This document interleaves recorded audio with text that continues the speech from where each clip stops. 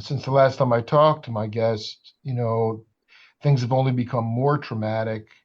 Uh, these traumatic situations are now condoned, and we just seem to be living in a perverse time with not just trauma, but so much delusion and lying. And I just couldn't think of a better person to bring on the program to remember to stay centered in our minds, in our hearts, and in our soul.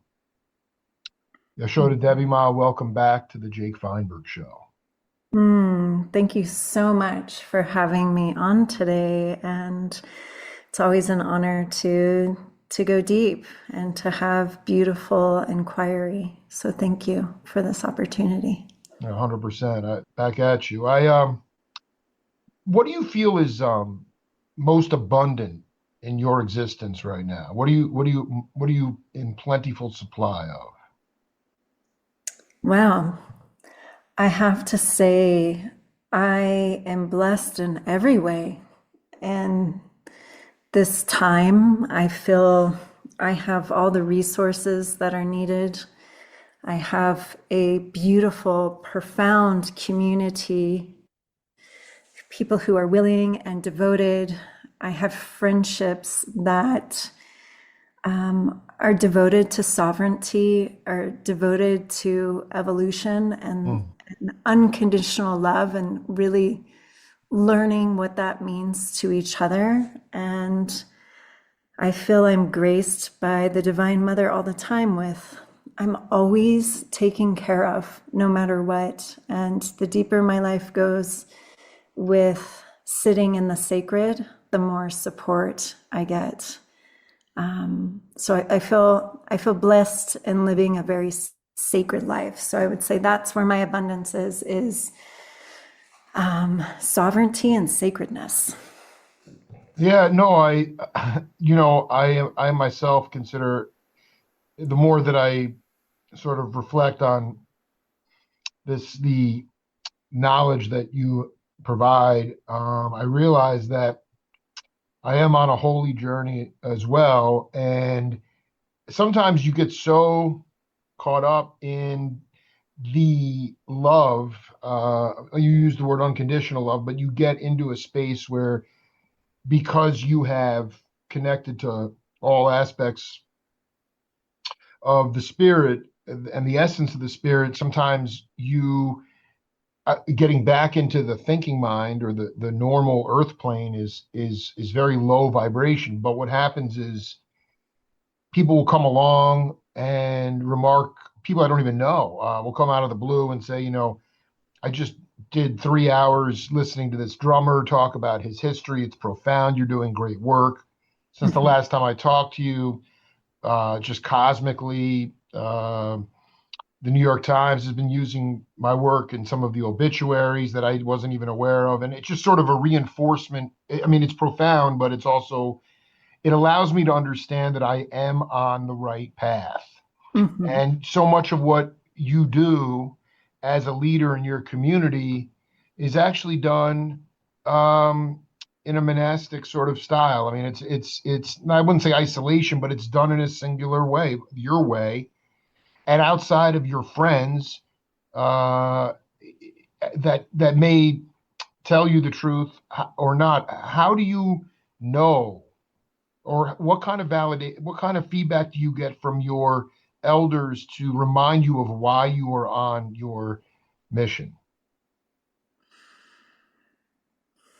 I would say at this point, my connection and my channel to the divine is crystal clear. Mhm. So in the sense of guidance from the elders, I have stepped away from my lineage of teachers mainly because, and I don't say this with any sort of offense, but because they're all men, and what's being asked of me is to deeply go into what the feminine is and what the matriarch is and what is not of the world right now.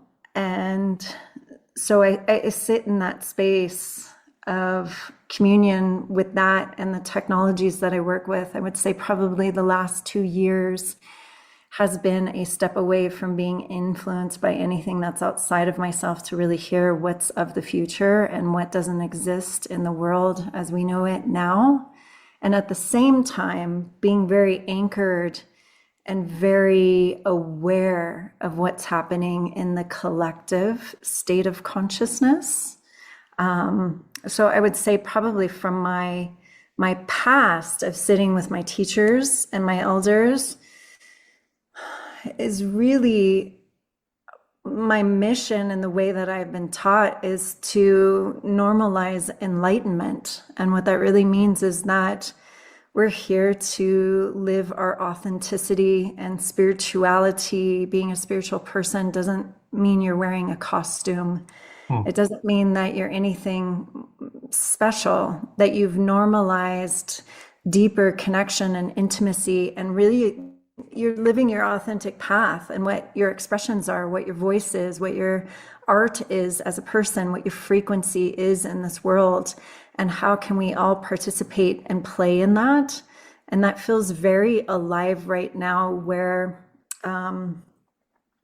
the we live in a time of information, an abundance, and an overflow of information, and there's an addiction to that through how it's given online. And what I'm watching as the trend that has shifted very much this year is that people are no longer interested in being told what to do and taking in all of this information. What people are interested in is authenticity and embodiment. And that's really what I feel pulsing through as the message and the need of the time, and how to show up. And I think that has a lot to do with my mission on this planet. Is I'm here to bring the way of the divine feminine, and that doesn't mean just gender. This means a balance energetically, tantrically within one's system, that we're balanced within the masculine, within the feminine, and having the ability to see. And what we're seeing in the world is an ego-driven life. That's why it's being exploited. No, Everything no, it's out just out of there, control. Yeah, no, it's out of hand. I and have but to ask. I have to it's ask you. needed. Go ahead. Continue. I was just going to say it's needed. It's needed to be Hmm. brought to the forefront, and it's been prophesized in so many different lineages that this is the great awakening. And it's, as with any awakening on the micro, with the macro, for us to awaken, we have to take what's the darkness is essentially the void, the unknown, what we don't recognize, what we don't see. And it has to come into light, and it has to be exposed. That's the only way we can become awakened.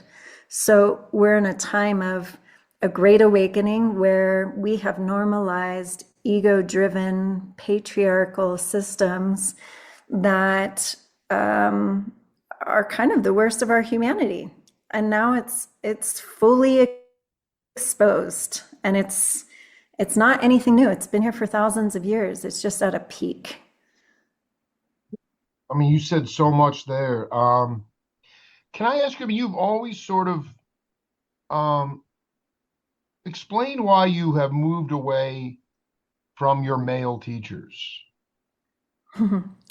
It goes with what I just spoke about. Yeah, and I guess what I want to say is, I mean, you were somebody who always, I mean, I forget if you told me you were a tomboy growing up. If you did, I'm sorry I if you was. did. No, I was. I You was. were. So, I mean, you've always sort of had that kind of, I mean, you know, playing, running hoops and, you know, it was sort of, you weren't all, you were just always there, you know, and to me, um, so I guess the idea is that maybe earlier in your cultivation as a teacher, as a meditator, I mean, were you somebody not adverse to female elders, but did you ever have a female that that you considered an elder, or did you gravitate towards men at one time as teachers?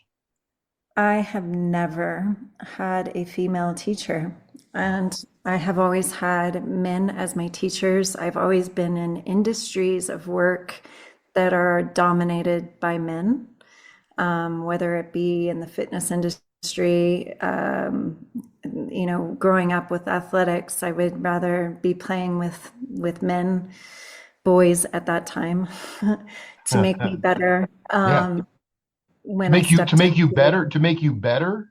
to make me better in the sense of from that perspective back Yeah. then. Yeah. If I was playing basketball with a bunch of boys, the way the flow of the game happened was very different than what I experienced with women. And so it sharpened me in other ways at that time.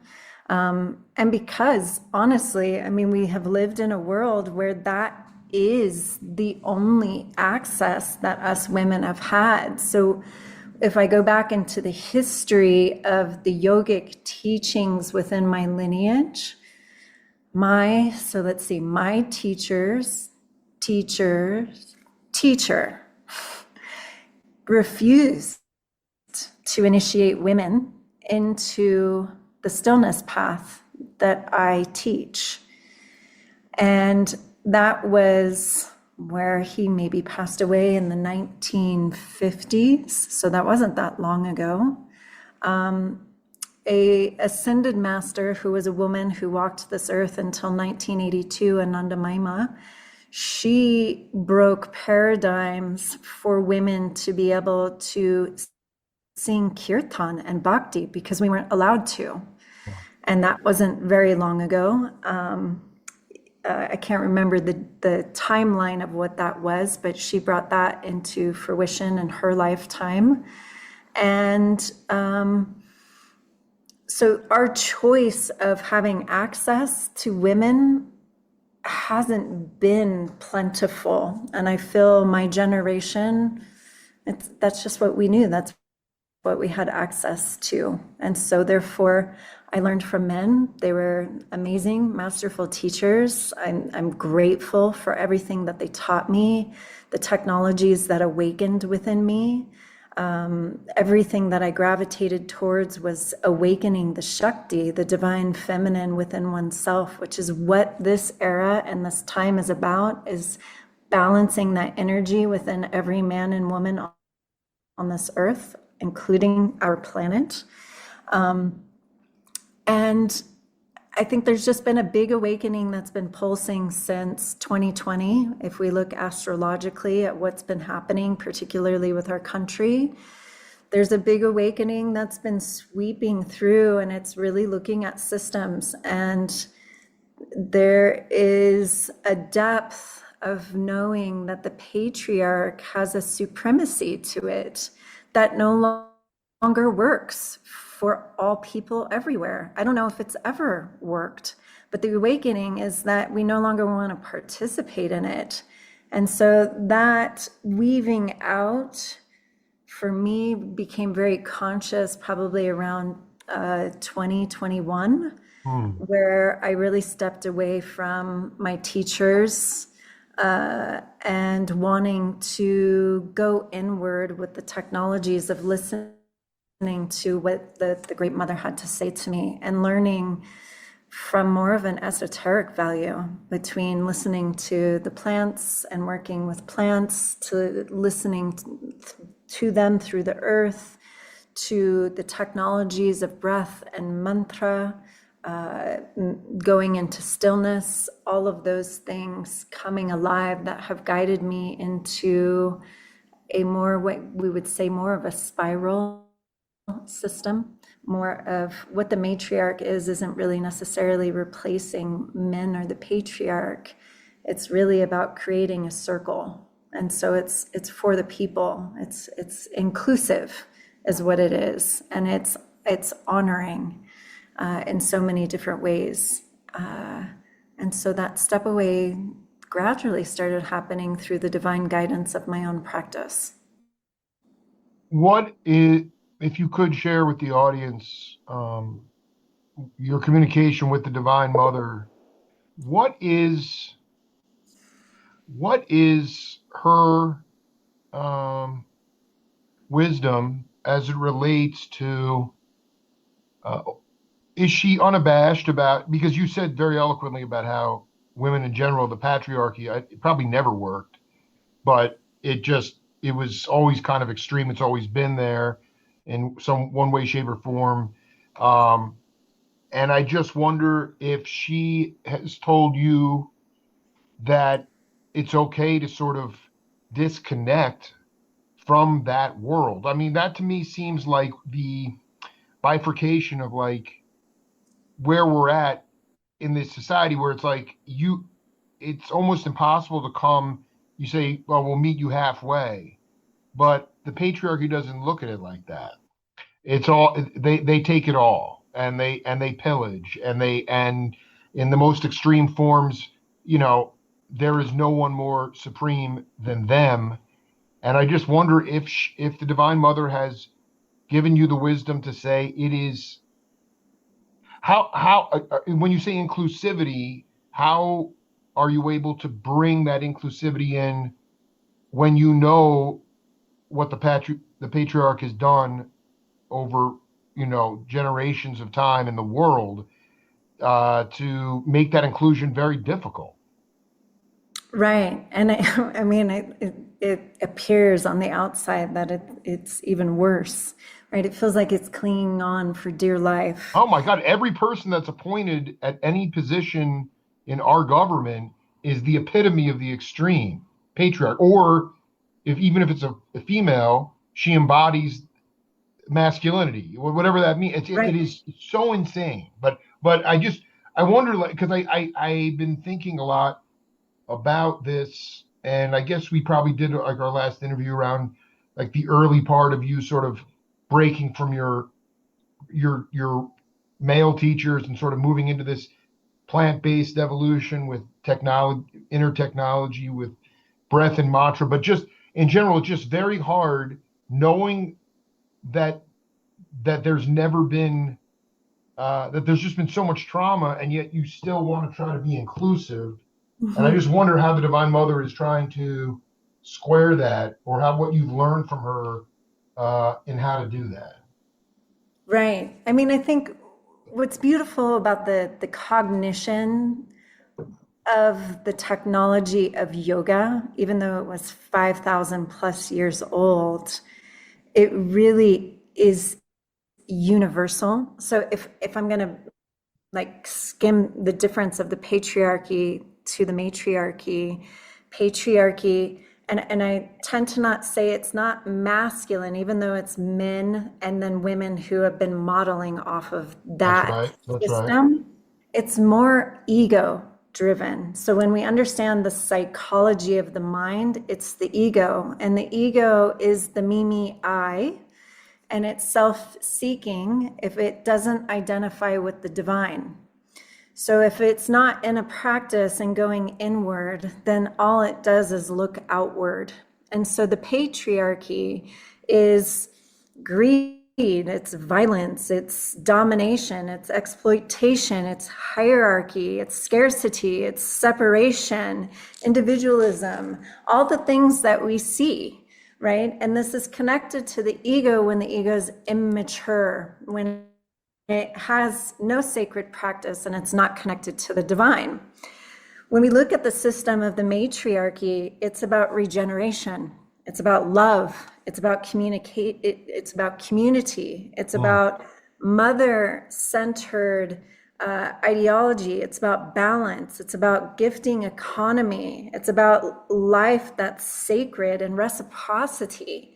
So it's really these ancient systems, whether it be from the Egyptians, from the yogis, the Tibetans, the Mayans, the Aborigines, the whatever sacred lands, the Sufis, it was all speaking more on the level of the matriarchy.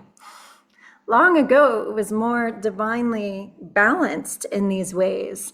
And so these technologies have existed for thousands of years. So in the sense of, I've been in my practice for over 23 years. So even though there's an explosion of chaos that's happening, I've already been primed and centered and stabilized in the matriarchy, in a universal way of thinking, with Mother being the center, with Mother Earth being the center, with looking at the universe that vibrates from the Mother and creating sacred living, creating ritual. So it's not that I don't even need to change anything. It's just the amplification of that needs to become stronger, where the patriarch of exploitation doesn't consume what's already been pulsing and existing.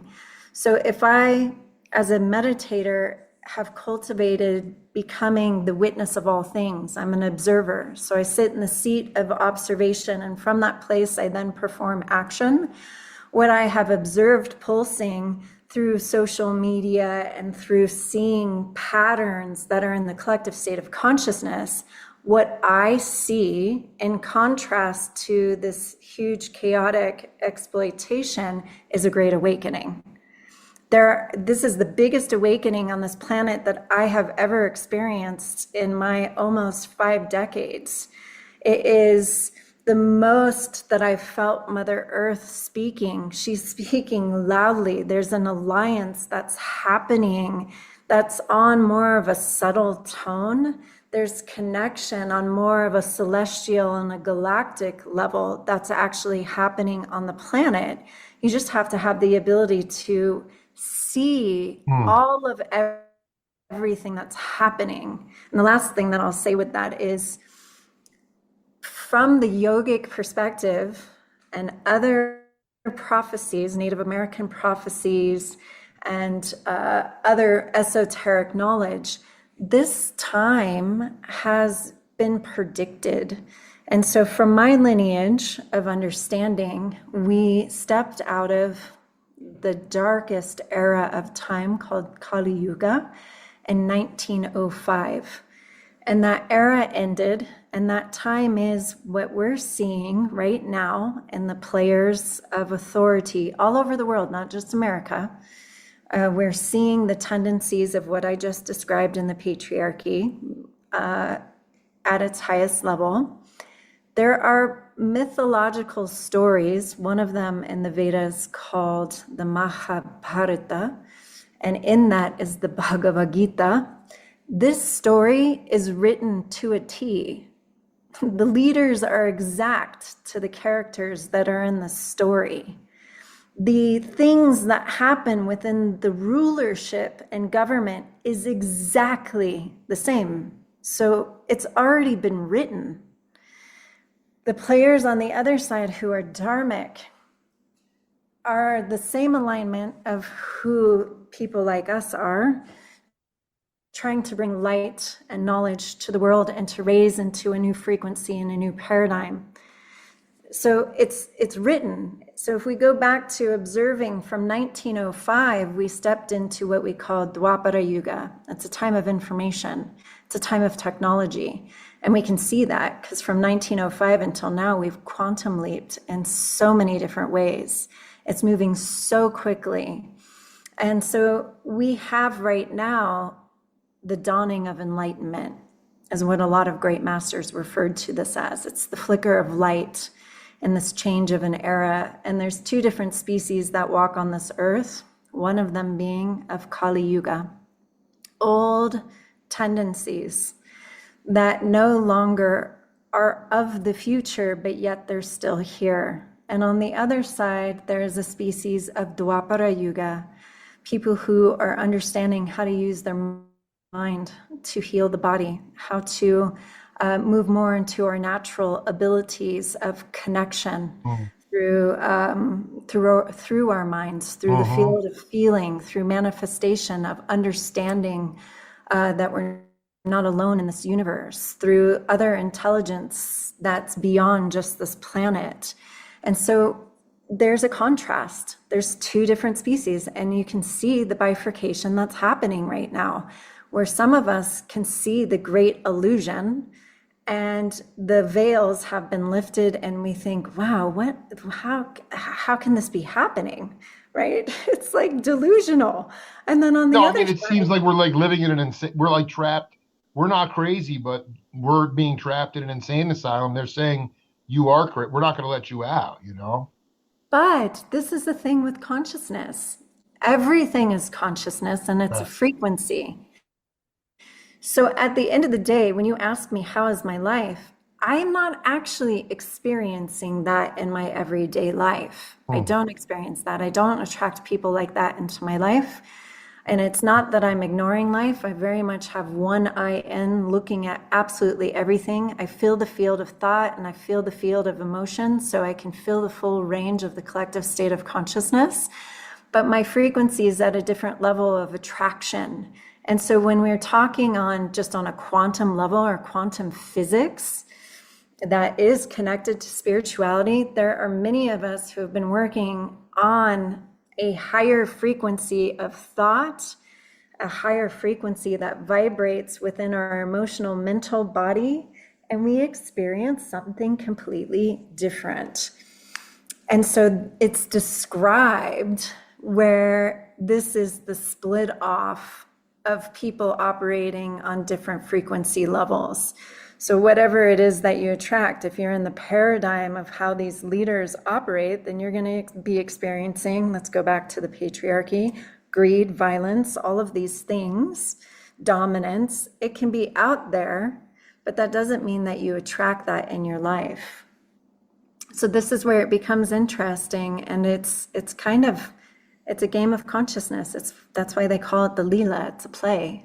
All of this is a play of consciousness. I mean, it's so profound. I think this is like the first time in our interviews where I'm like really able to.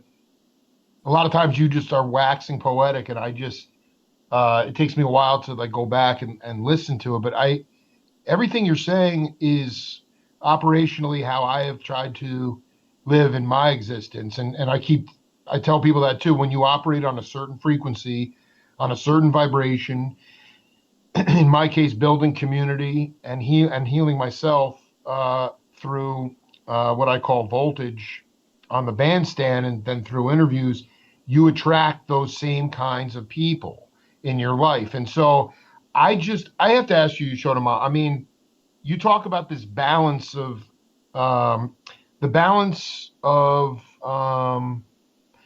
was much better long ago in terms of just between the patriarchy and maybe never like that, but like in terms of you mentioned earlier that the balance was better early in earlier times, and part of that was this quantum leap in technology, and now we're at a point where we are awash in information, and everyone has is hooked up to this computer. And in my mind, I try to use technology as a tool to inspire. But unfortunately, most people use it as a receptacle. And what happens is what we have is groupthink, and we have dogma, and we have people just being part of some sort of collective and being part of something just so they don't feel vulnerable. So I'm curious, when you talk about this awakening, how are you confident that this isn't a dark ages awakening? That in fact, because of the technology, we have become so automized, if that's even a word, where Mhm. we refuse to think for ourselves. I mean, I look at you, when I see you, I know the battles that you have been through, and you have decided to live life on your terms and think for yourself and go to the beat of your own drum. And that's setting aside that being a woman, and letting all the challenges that it comes. But how do you know that this awakening is not an awakening towards darkness? Right. You know what I'm I, saying? I mean, like, I wish there were more of us. I mean, I am way out there. Like, and the people that get it. But it is, and I don't want it to be everyone. But there's right. a lot more. And then you're talking about this, all the guru, all the beautiful cats that came from India.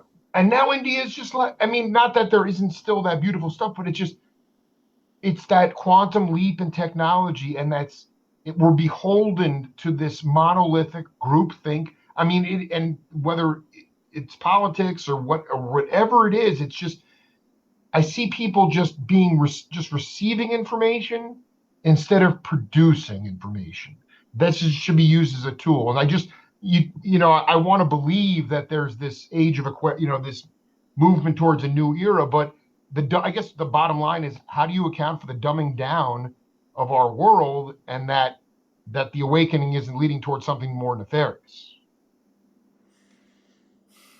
Right. I mean, I think for myself, there's too much that I've been exposed to in a variety of different teachings, wisdom teachings, historically, along with what my practice when I go into the transcendental state, which is beyond the constructs of the mind, and I'm dipping into the inner library of the universe, Yes.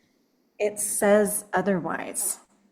What does it say? Can you talk a little bit about what it's, because this is the void that that I want to just be in right now. Right. It Yeah. says, and this time is the Great Awakening. This time is where the old systems dissolve, where the dark age becomes the beginning and the dawning of an enlightened era. So if I go back to that timeline that I spoke of with the yogis, Mm. of going out of the dark age that's happened for thousands and thousands of years, and we have to think of one time's it's not even real. It's made up. Right. There's no In the TikTok time. construct of Right. the mind. Right. Right. But when we're working with it, it's a spiral. So the yogis will refer to eras that are thousands and thousands, 20 plus thousands of years or longer, as yugas. And it's a spiral, it's cyclical, right? So it doesn't work on a linear level. So when I talk about there were civilizations, I just was in Egypt in October, and you Mm. look at what was built, and you're in the Mm. pyramids, and you're in these temples, and their intelligence, their understanding, everything, they created an energy grid on the planet. They aligned it perfectly with the cosmic sky. They knew astronomy. They knew everything before there was telescopes, before there was real science that Mm. we have now. So when you just take time to step out into the world, you go, wow, there are civilizations that knew far more technology than what we know. We can't even comprehend, and we're just starting to remember, because it lives within the bones of our bodies, it lives within the blood in your system, and it lives within the coding of the DNA within your body. It lives in every cell, this intelligence. This is what the yogis were trying to awaken. Yoga is about the remembrance of your divine nature and the information that you've carried from lifetime to lifetime. Mm. There's a deep understanding that's inside of you, and the things that are written that historically have already been predicted is already there. If we go super esoteric, right, into other knowledges that people might follow, that's Palladian, it's more galactic, it's Arcturian, it's out there for a lot of minds to even go to. It's all predicted in there as well, that this is the time of this great awakening, that the planet is shifting. If we look at science and we look at the Schumann's resonance, which is the frequency of the earth that's being monitored, it's at the highest frequency that it's ever been. So the earth is vibrating at a higher level. If we're all sound and vibration ourselves, we're awakening at a higher level. We have to learn how to adapt our psychophysiology to the frequency that's happening on this earth right here, right now. And in consciousness itself, when you're anchored in the practices, it's essentially bringing you into the light. And what is light on the simplest level? It's information. So if we are enlightening our minds, we're a light mind is what we are as a human being. What we're gaining is knowledge on the subtle level. So Enlightened masters will say that we're only perceiving maybe 10% of this reality. They say with Einstein's brain, when they studied it, that he perceived 15% of reality, and that's why he was smarter than everybody. But that's not very much of our brain that we're using. I was born on his birthday, so yeah, I feel That's that. amazing. I know it's amazing. No, because everything you're saying, this, the like to me, the most important thing is communal, being able to inspire other people in a communal setting. And I would love you to talk about as you moved into this new um, space in the last 3, 4 years. Is there some sort of story you can share about? Because I think what you said before was what you said before was so profound about the ego. It's much less about male, about gender. It's much more about ego. And some people, there's ego dissolution, and there's ways to get there, and then you sort of come out of it, and you see the world in a different space. But I mean, you live in Boulder. Well, I mean, I think you live up in Boulder. It's a Mm-hmm. mecca for meditation, mindful, at least that's the wrap on it. And I know the friends that you have, they're all good people, they're all sincere practitioners. But I do feel like your purpose in so many ways is not through lecturing, even though you have this immense body of knowledge and all this intrinsic spiritual science, but it's kind of through your own grace is to get get people to come to you who have who are ego driven. Doesn't matter if they're male or female. It's not some sort of you just to me, I don't want to use this as the wrong analogy, but it's like, otherwise it's just sort of like um everybody's thinking, have you had the opportunity through your own grace and your own actions to inspire someone to get off the ego train, so to speak?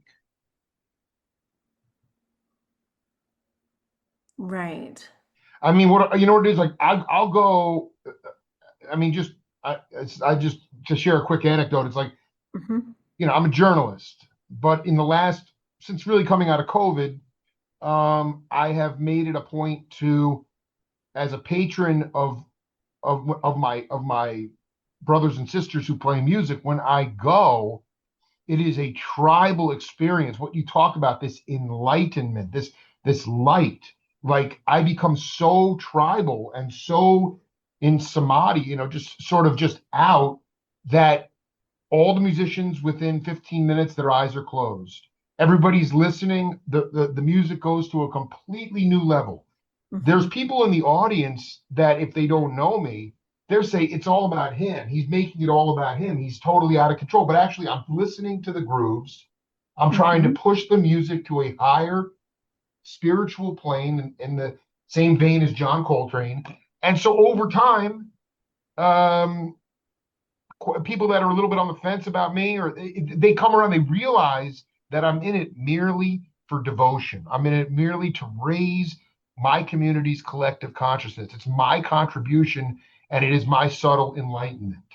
And so I just wonder if there's been some skeptics in the last few years that where you have been able, not it's not about converting them, but it's getting away from the ego driven stuff and being moved into um, your world. Well, I think I'm unique in the sense of um, my lifestyle and presentation. So, yes, there's, like you said, it's not necessarily like I'm lecturing people or into a way of thinking.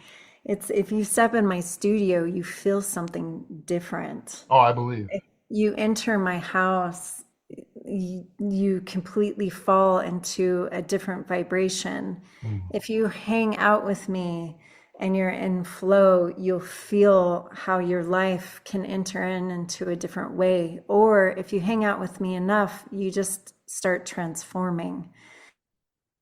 And so it's an embodiment that people are attracted to.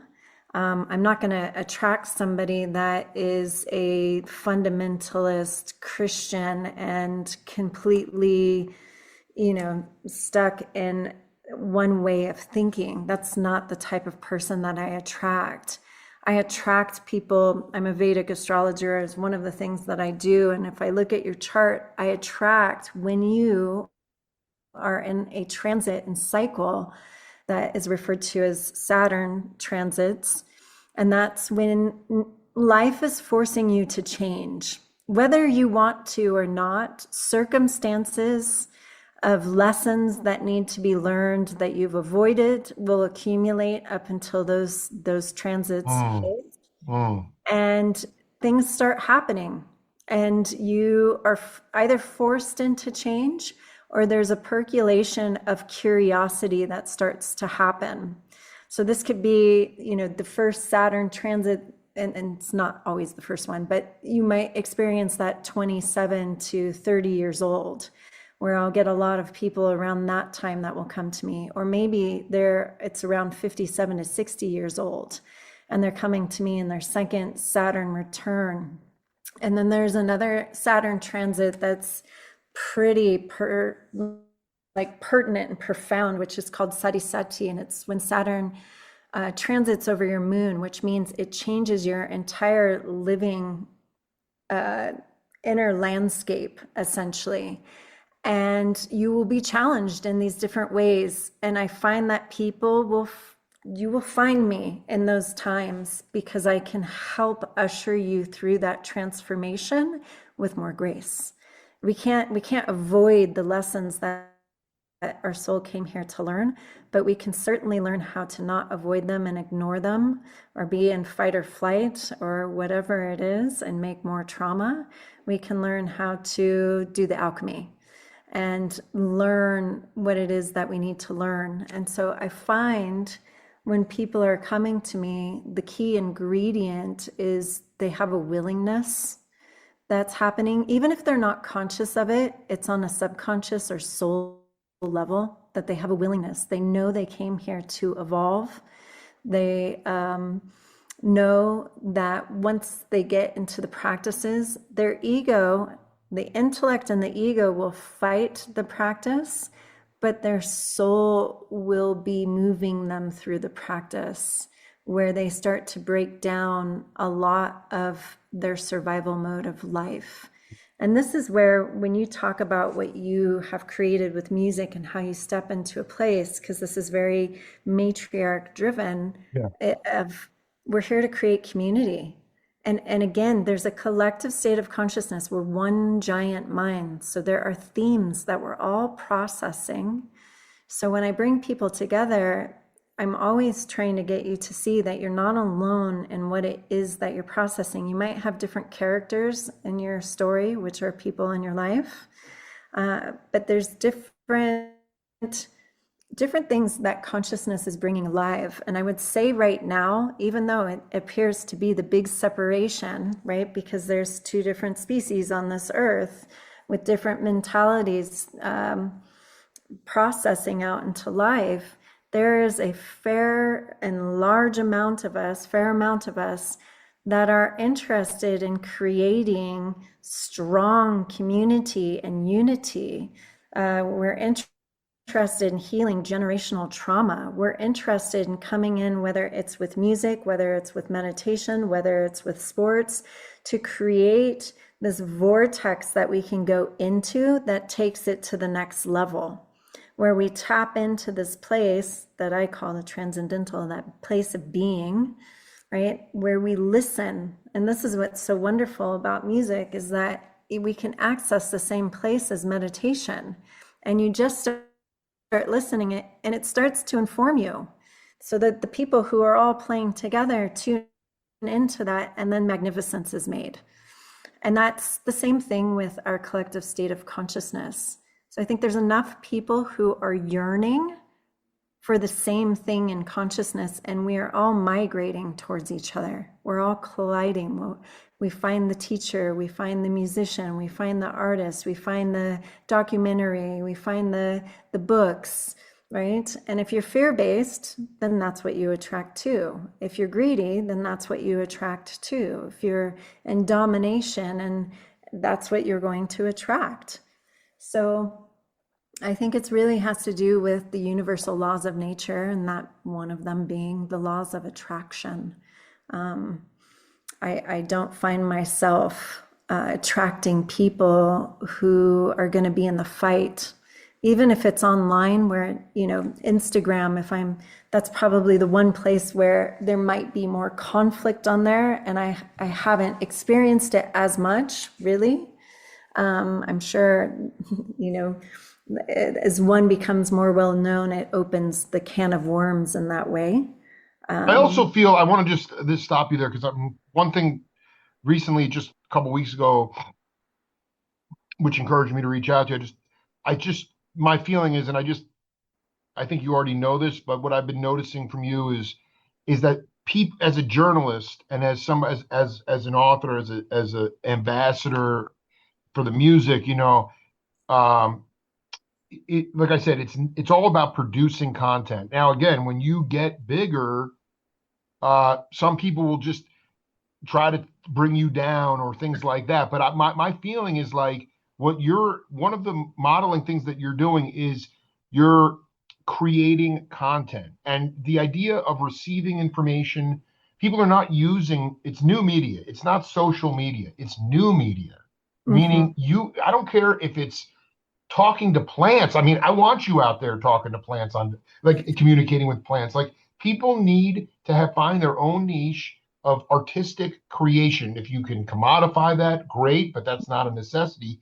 But stop scrolling, Right. stop receiving information. This isn't about social, and that's the way it's being used in this time. I just feel that with you, I wonder, because the word that popped into my head, you talk about people that gravitate to you, but in order to really unleash the cosmic enlightenment, I mean, the one word um, that speaks to me about you is just being vulnerable, and that's Right. a very, very petrifying thing for a lot of people, even Right. people that are, And I wonder how you um it's not about converting people, like you said. You're not looking for some Christian nationalist, coming in. You're not going to gravitate. But for somebody who, instead of becoming a sycophant, they become a shepherd and not a sheep. How do you create?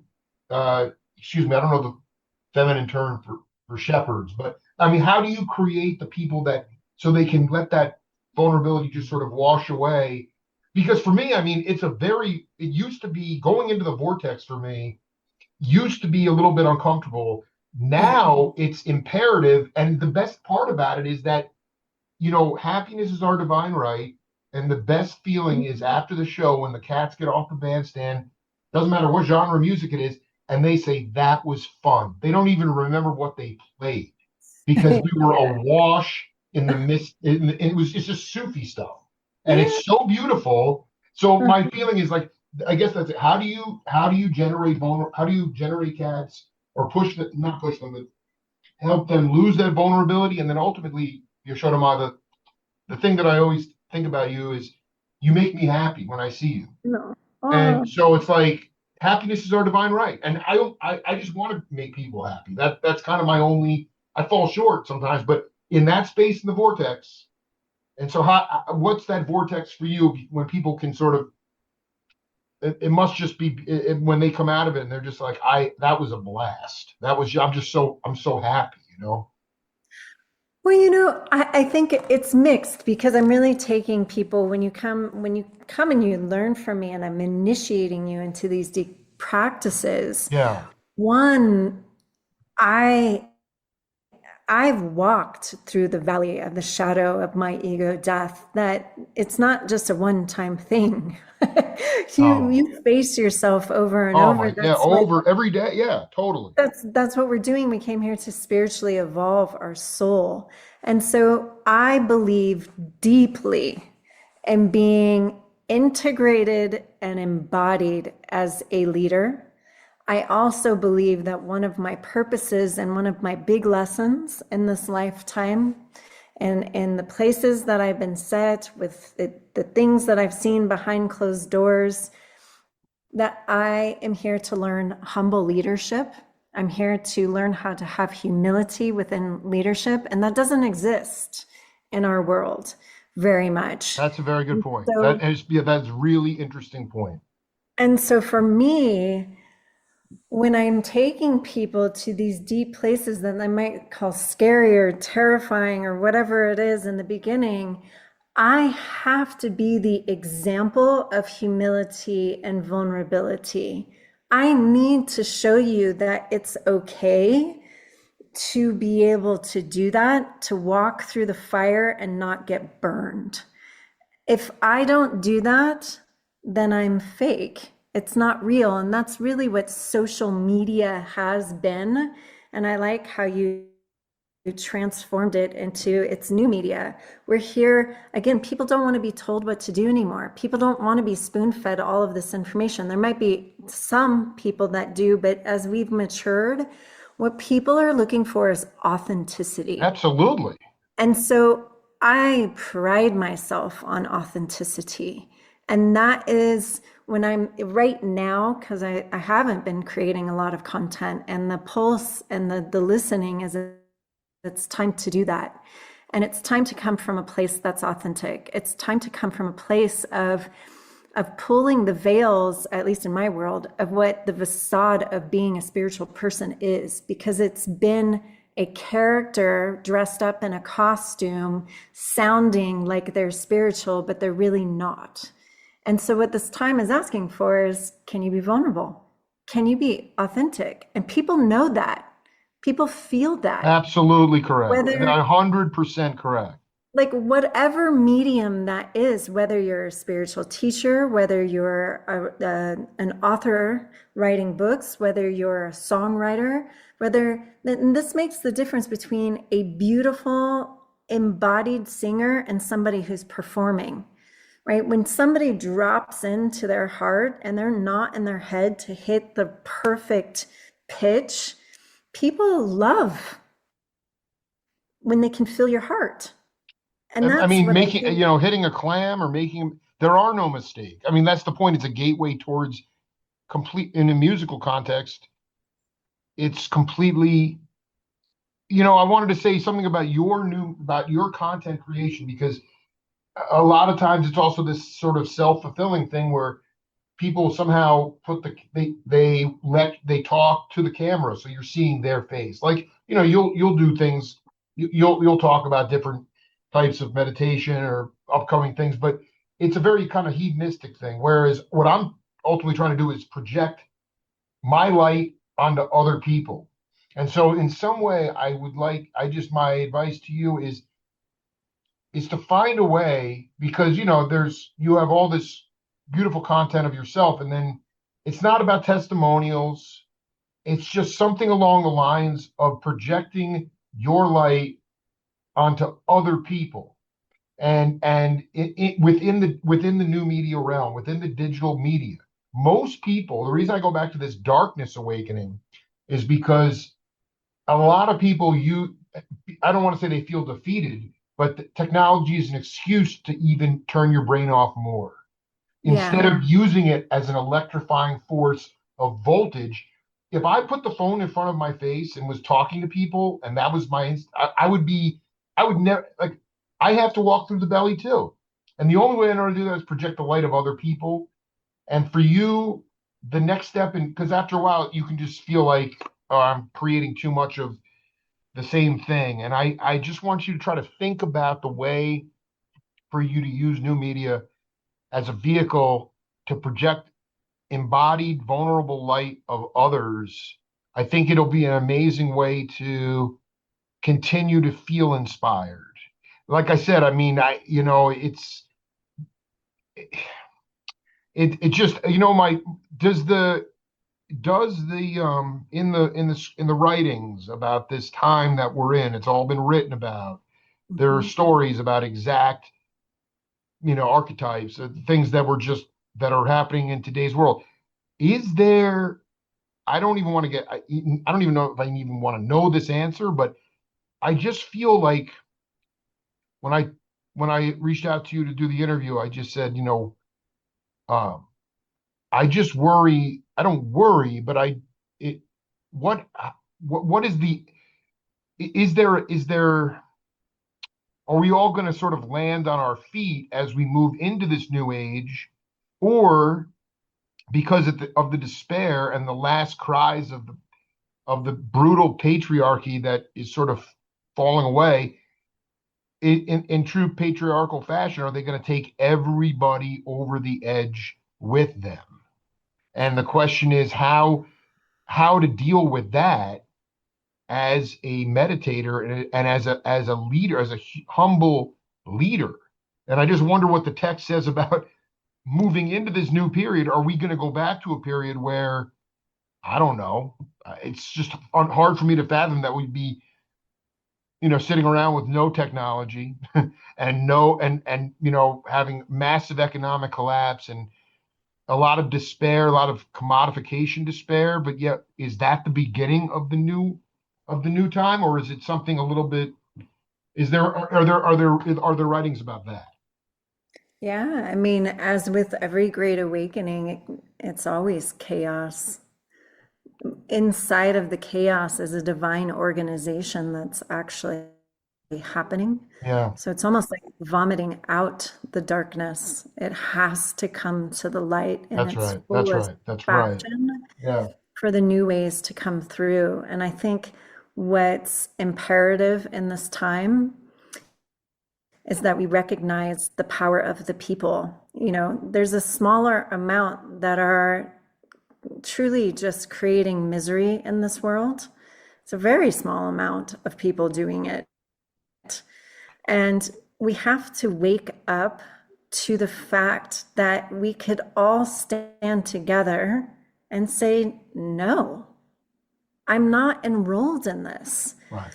So when we know that this is almost like a psychological warfare that's happening, and there are obviously actual wars happening and genocides happening, we have to realize that, and this takes educating yourself. So when we talk about a time of information, people are just taking random information. There's no discernment on accumulating the knowledge that then empowers you. So if I go on my social media, I have weeded out everything that is going to subject me to the dark side. And if I want to go look in that so that I'm not completely ignorant of it, I will, but it's not going to be in my feed. What's Absolutely. in my feed is educated people, people who have spent their time to expel authoritarianism, dictatorship, people who understand history because history is being wiped out and whitewashed. I'm still have my threads in to where these are people's, this is their dharma, this is their purpose, it's not mine. So I can go tap into it and be educated to inform because I have the spiritual realm of where I'm informed. In the stories, it's all about awakening up to your sovereignty, which is self-empowerment.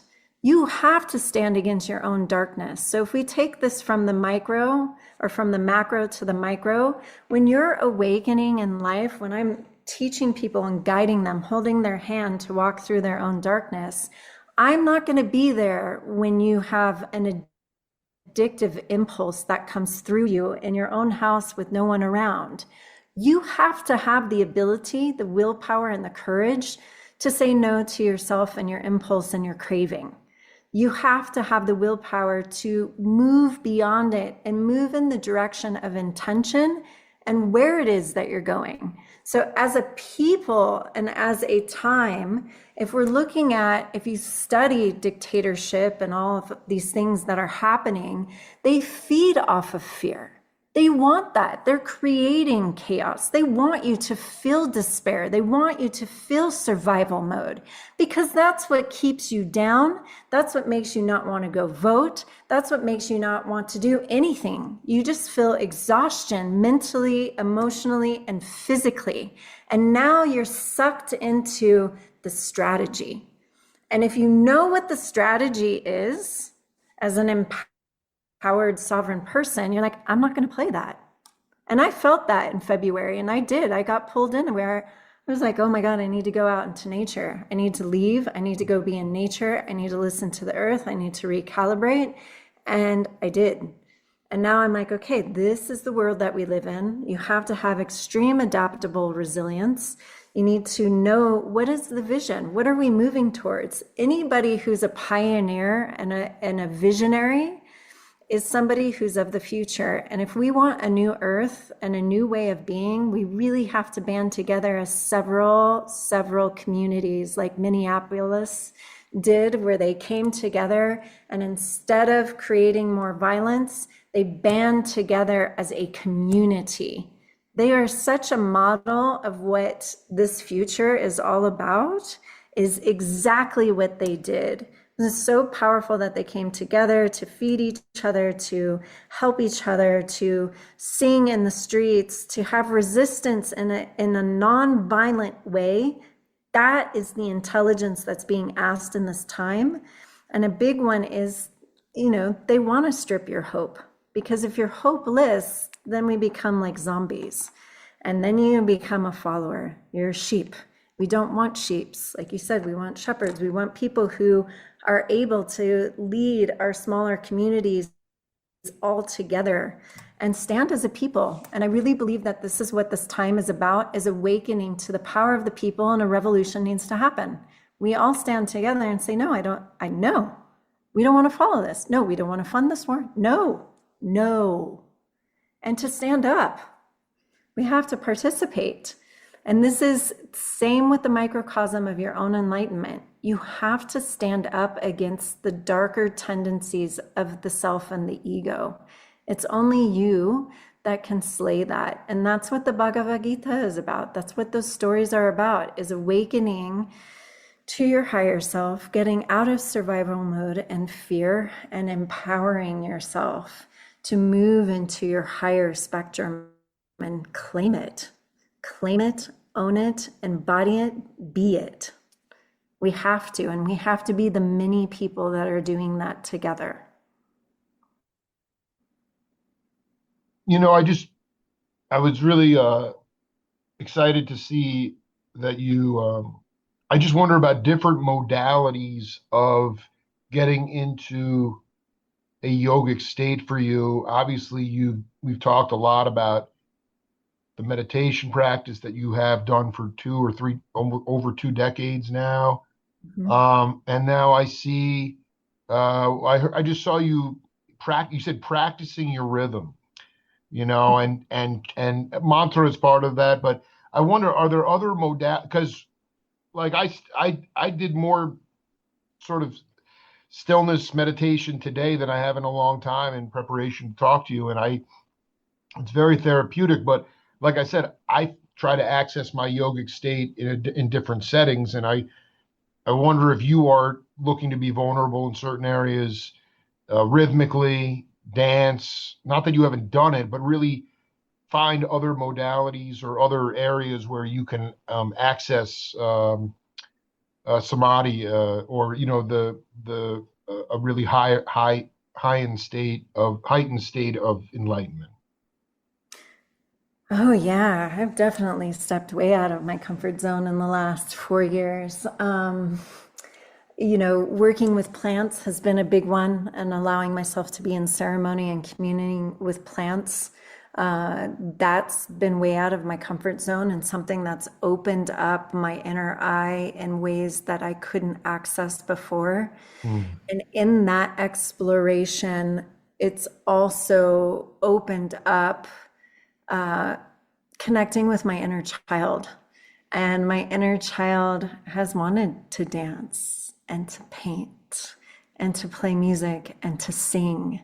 And I've always had the great good fortune of attracting phenomenal musicians my entire life, which always echoes. Obviously, there's a musician in me if I'm attracting that outside of myself. Absolutely. And so, as I have allowed for myself to play with my voice, to dance, to spontaneously just do art and see what comes through, I literally on my dining room table have, and I just like metallic colors. That's what my little 4-year-old likes. So I just have it sitting on the table and I go to it every day and I just allow for whatever wants to come through. And I always surprise myself with the imagination that just shows up on the paper. But what I'll say with the musicians in my life and music, because this is your world, Yeah. is just in the little bit. Mind you, I'm working with mantra. I'm not a singer-songwriter. It hasn't opened to where like things are flowing to me that way. But when I sit in the field of when I'm teaching pujas or I'm opening other people's voices, the listening to how harmonies come through, listening to how cohesive a room can be when the voices start to attune and take on its own life. The little bit that I've done where I've picked up a guitar to sit with somebody teaching me in a very mindful way of just playing, even if it's one chord, and them jamming through the rhythm or the tempo that I'm playing, a vortex will open. And I start to feel the infinity of what it is that a musician, like how you guys can get on stage and just jam and it spontaneously just starts coming through. I can feel that vortex happen. And I think as I've worked with music and my voice and seeing the limitations because I haven't worked formally with it, what I found is there's a mindfulness within music and there's an ownership of who you are in the music that it's shown me that I don't have. And so where you saw that video where I'm working with the tempo, what I realized is I don't know how to carry my own rhythm. I will either get awestruck by somebody and Yes. I'll lose my own rhythm. I'll get lost in like their magnificence and forget what I'm doing. So I lose connection. And that was really powerful for me to see. So in like the microcosms of lessons, it's like, oh my God, do I get lost when I feel someone else's power? That how that might influence me. And so I'll take those moments and bring that into my life.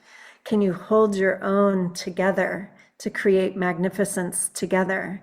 Can you find and listen to a rhythm that's beyond logic because that's not where real rhythm is. It's beyond that. Can you embrace what it is that is yours and how that wants to show up and what builds around that within itself? And I would say on the other level of voice, I haven't quite figured out how to do harmonies, but everyone around me will find harmonies. And so it's opening my ear and my listening in new ways that I can't do through meditation. That's a different kind of listening, that they're similar, but they're different in what you're sharpening.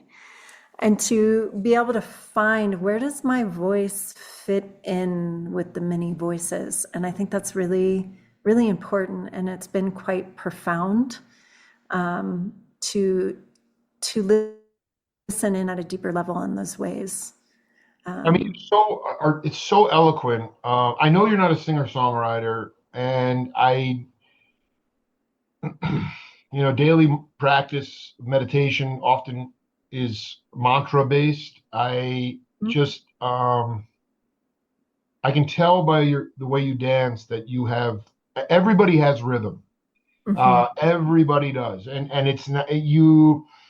I am not a professional. I'm not a musician. I could not get on the band. I don't know. I don't have a big bag of tunes. I don't know how to read music. But what over time, and I have inundated myself with lots of angular, jazz and funk and blues. But I mean, and we're talking same kind of dedication, devotion that you've had to your meditation practice, so much so that my ears are so unlocked that now Hmm. I can play with my friends who are professionals. And Right. I can just I can feed and I can play where they say you play in the cracks. Okay. You don't have to have perfect time with them.